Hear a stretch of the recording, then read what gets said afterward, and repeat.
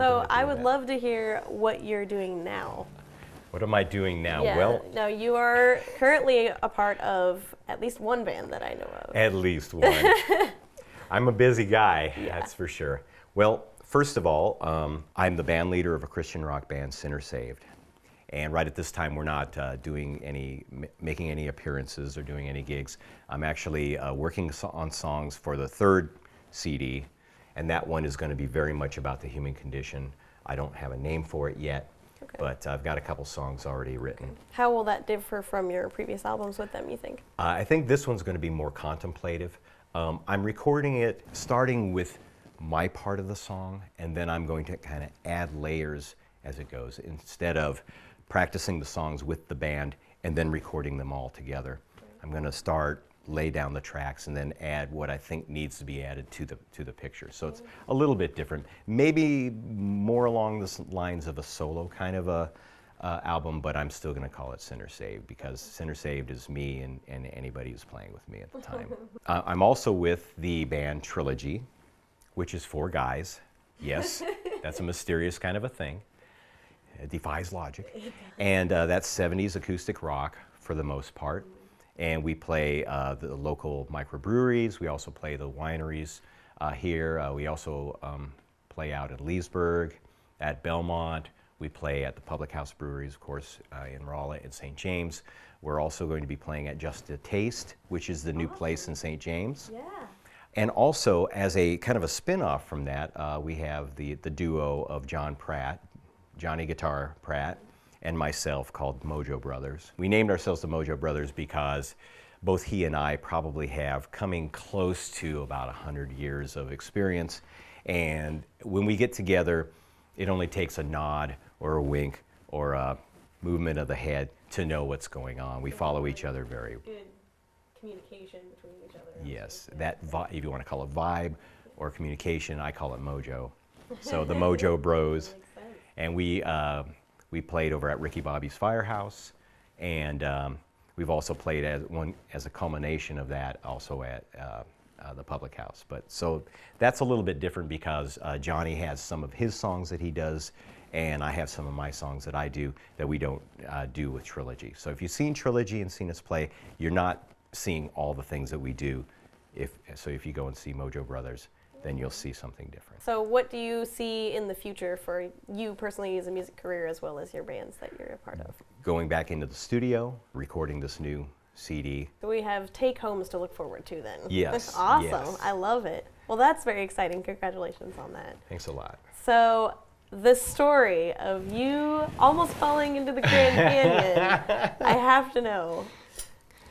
Well, it was funny because when it all actually happened, it wasn't a big deal for me, but it was the reaction that everybody else gave made it a big deal. I was a Boy Scout. When I was 11, I joined the Boy Scouts, and we were in Arizona, and we had a lot of fun camping outside. Didn't have to worry about mosquitoes or ticks or anything else. Rattlesnakes wouldn't come out at night because it was too cold. So it was pretty safe to go out and enjoy it. I love camping. I love doing that kind of stuff. Yeah, me too. And just messing around with the other boys, being a boy. So we went to the Grand Canyon, and this was many, many years ago, because if you go there now, I don't even think you can get to the edge without, having to jump a fence and then being hauled away. In those days, you could go right to the edge. So we were doing something, running around, probably a pack of us, about 6 or 8 guys. And we just happened to be at this one place, and one of the boys ran up and said, "Hey, so-and-so found a cave." And we're all like, "Cave? Yeah." Right on. There's only one thing to do with a cave, is to go in it, right? Boys, yeah. We had to go over the edge, and it was kind of down this little trail. And we had to go down this trail, gravelly slope trail, around a little bend here to get to this cave. Well, I was bringing up the rear. I was, the last one, and I wanted to catch up with my buddies. So I started trotting, and I must have hit a rock or something. Anyway, I slipped on the gravel and fell and started sliding. Oh my goodness. And I didn't, like I said, I didn't think it was that big of a deal, though the edge was probably Right 5 there. or 10 feet from me, but nonetheless, I was sliding that direction. But it was the look on one of the guys' face was just like, you know, as I was like, oh, wow. I almost fell into the Grand Canyon. Goodness. Did the Boy Scout instincts just kick in and everyone just make a human chain and rescue you, or did you just get back up? Oh, heck no, there were no instincts involved. No one was going to save you. They were going to watch me go over the edge, I think.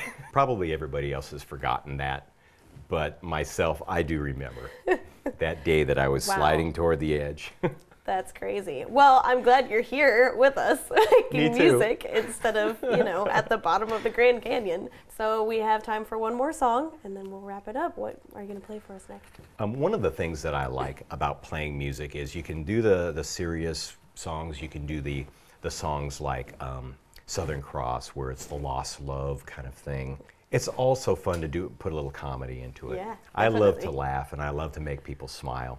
And so, and I actually have my number one fan, just happens to be, I think she's 12 years old, in 7th grade, named Caitlin, Aw. by the way. And she loves this song so much that she actually made a graphic of all of us in Trilogy on the cover of the Rolling Stone. That's precious. I gave away the song, but nonetheless. Anyway, so this is the Man. cover of the Rolling Stone.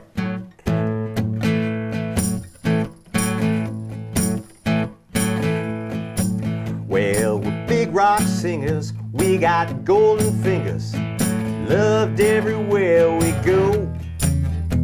We sing about beauty and we sing about truth at $10,000 a show.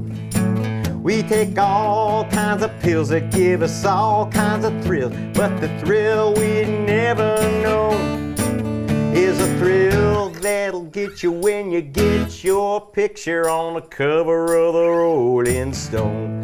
Rolling Stone, gonna see my picture on the cover. I'm gonna buy 5 copies for my mother. Stone, gonna see my smiling face, well, on the cover of the Rolling Stone. And you can sing along if you want, I'm okay? really tempted. I'm really tempted. Here we go. I got a freaky old lady named a Cocaine Katie who embroiders on the jeans. I got my poor old gray-haired daddy driving my limousine. Now it's all designed to blow our minds, but our minds won't really be blown like the blow that'll get you when you get your picture on the cover of the Rolling Stone. Rolling Stone, gonna see my picture on the cover. Come on. Stone, gonna buy 5 copies for my mother. Stone, gonna see my smiling face, well, on the cover of the Rolling Stone.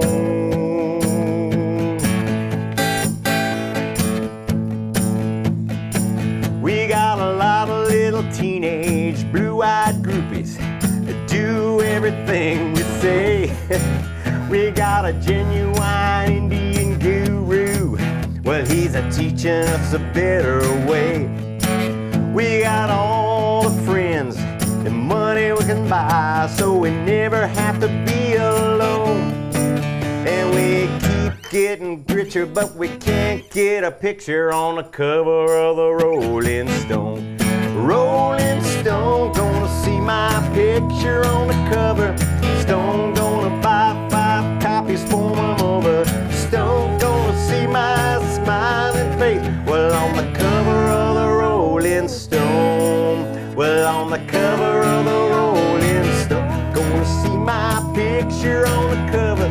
Stone, gonna buy 5 copies for my mother. Stone, gonna see my smiling face, well, on the cover of the Rolling Stone.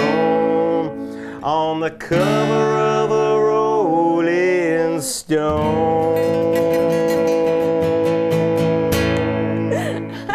That's awesome. I You did love great. it. Oh, thank Thank you. That was fun. I love that song. I think everybody loves that song. Yeah. Well, thank you so much for being with us and being a part of this. I'm really excited that you were our first interview. So Thank you, Caitlin. yeah, I appreciate that. Awesome. And check in with us next time. Have an awesome one.